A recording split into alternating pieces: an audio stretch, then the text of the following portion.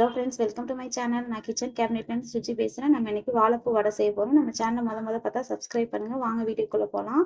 அதுக்கு 1 கப் வந்து கடலைப்பருப்பும் 2 வரமிளகாவும் ஒரு 2 ஹவர்ஸ் வந்து ஊற வச்சு எடுத்துக்கோங்க. ஒரு மிக்ஸி ஜாரில் அந்த ஊற வச்ச வரமிளகாவை சேர்த்துக்குங்க.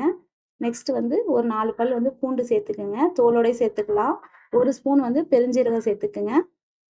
அதுக்கப்புறம் நம்ம ஊற வச்ச கடலைப்பருப்பை ஒரு தண்ணி கூட இல்லாமல் நல்லா வடிச்சிட்டு சேர்த்துக்குங்க. தண்ணி இருக்கக்கூடாது. இல்லைனா எண்ணெய் வந்து குடிக்கும் வடையில். தேவையான அளவு உப்பு சேர்த்துங்க. ஒரு பல்ஸ் மோடில் கொரன்னு அரைச்சிங்க. இதை வந்து ஒரு பவுலில் மாற்றிக்கிங்க. அரைச்ச இதை வந்து மாற்றிக்கிறோம். கடலைப்பருப்பை மாற்றிக்கிட்டு இதில் வந்து பச்சை மிளகா வந்து 1 நறுக்கி சேர்த்துக்குங்க. மீடியம் சைஸ் வெங்காயம் வந்து நறுக்கி சேர்த்துங்க. 2 வெங்காயம் சேர்த்துருக்கேன். சேர்த்து இது மாதிரி நல்லா மிக்ஸ் பண்ணி விட்ருங்க. மிக்ஸ் பண்ணதுக்கப்புறம் வாழைப்பூ எடுத்திருக்கேன். நான் ஒரு வாழைப்பூ ஃபுல்லாக எடுத்திருக்கேன். இதை வந்து பல்ஸ் மோட்டில் கொரன்னு அரைச்சிக்கிங்க. நல்லா பீஸாக கட் பண்ணி போட்டுட்டு அதுக்கப்புறம் இது மாதிரி அரைச்சிங்க. அரைச்சா இது மாதிரி கன்சிஸ்டன்சியில் வரும். இது மாதிரி வரும். இதை வந்து சேர்த்துருங்க. அப்போ தான் வந்து ஈவனாக வந்து வடையில் மெண்டாகும் அப்படிங்கிறதுக்காக நான் வந்து அரைச்சிக்கிட்டேன். நீங்கள் அப்படியே பீஸாக பொடியாக நறுக்கி போட்டாலும் போட்டுங்க. அது உங்களோட விஷ் தான். இதுமாதிரி சேர்த்துக்குங்க. கொஞ்சோண்டு கொத்தமல்லி தழை சேர்த்துக்குங்க.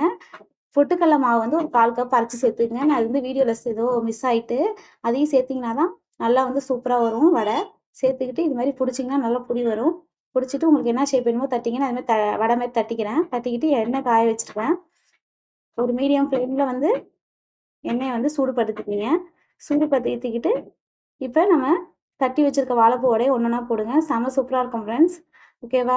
பொட்டுக்கடலை மாவு மட்டும் சேர்த்துக்குங்க. அது வந்து வீடியோவில் கட் ஆகிட்டு மறந்துடாதீங்க. அப்போ தான் வந்து ஷேப் நல்லா வரும். பொறன்னு வரும். அப்போ தான் நம்ம போட்டிருக்கிறதுலாம் வந்து பைண்ட் ஆகும். பொட்டுக்கடலை மாவு இருந்தால் தான் நல்லா கலர் நல்லா சேஞ்ச் ஆகணும். அது வரையும் வந்து வெயிட் பண்ணுங்கள். எண்ணெய் சொர படக்கிற வரையும் வந்து வெயிட் பண்ணுங்கள். வெயிட் பண்ணதுக்கப்புறம் எடுத்து சர்வ் பண்ணுங்கள். சூப்பராக இருக்கும் ஃப்ரெண்ட்ஸ். எப்படி இருந்துச்சு அப்படிங்கிறத வந்து கமெண்ட்டில் சொல்லுங்கள். நம்ம சேனலை பார்த்தா லைக் பண்ணுங்கள், ஷேர் பண்ணுங்கள், சப்ஸ்கிரைப் பண்ணுங்கள், கொஞ்சம் சப்போர்ட் பண்ணுங்கள். தேங்க்யூ ஸோ மச் ஃபார் வாட்சிங்.